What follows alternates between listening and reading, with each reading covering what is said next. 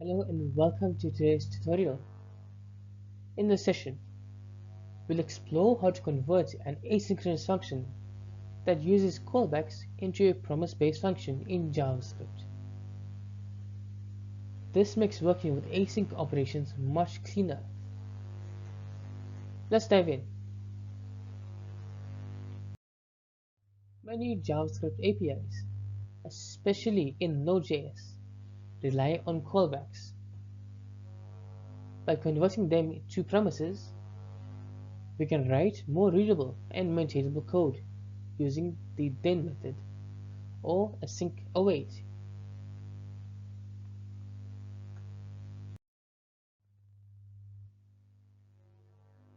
This function wraps a callback based function inside a promise, resolving when the operation completes successfully and rejecting if an error occurs.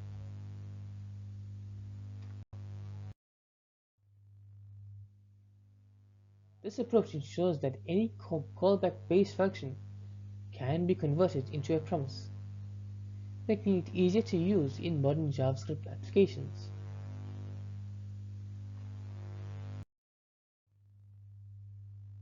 By promisifying functions, we can work with many older APIs in a cleaner, more modern way using the then method and async await.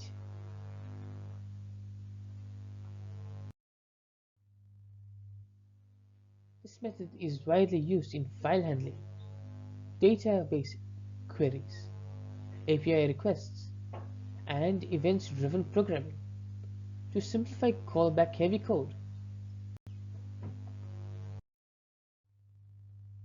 This wraps up our lesson. We've learned how to transform callback-based functions into promises, making JavaScript's async handling much cleaner. Try implementing this in your own projects. Thanks for watching. If you enjoyed this video, please make sure to like, share and subscribe for more JavaScript tutorials. I'll see you in the next one.